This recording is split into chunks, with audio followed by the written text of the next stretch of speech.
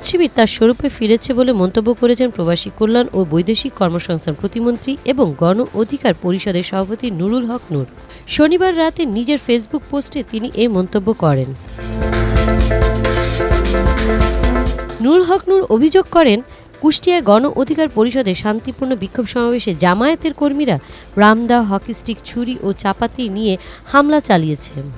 এতে কুষ্টিয়া জেলা গণ অধিকার পরিষদের সাধারণ সম্পাদক আব্দুল খালেক, ছাত্র অধিকার পরিষদের কুষ্টিয়া সরকারি কলেজ শাখার সভাপতি সোহান আহমেদ সহ অর্ধশতাধিক নেতাকর্মী গুরুতর আহত হয়েছেন বলে জানান তিনি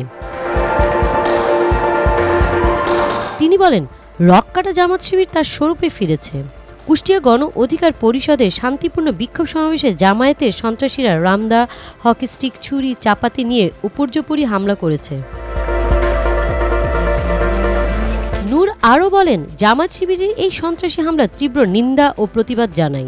একই সঙ্গে জামাত শিবিরকে স্মরণ করিয়ে দিতে চাই, গত ১.৫ দশক যেভাবে গুপ্ত ছিলেন, বাড়াবাড়ি করলে আজীবন গুপ্ত থাকার ব্যবস্থা করা হবে।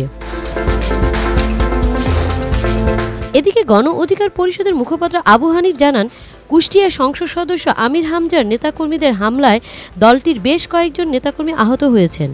তবে হামলার অভিযোগের বিষয়ে জামায়াত বা আমির হামজার পক্ষ থেকে তাৎক্ষণিক কোনো বক্তব্য পাওয়া যায়নি। সাপ্তাহিক বাংলা গেজেট, নিউজ ডেস্ক।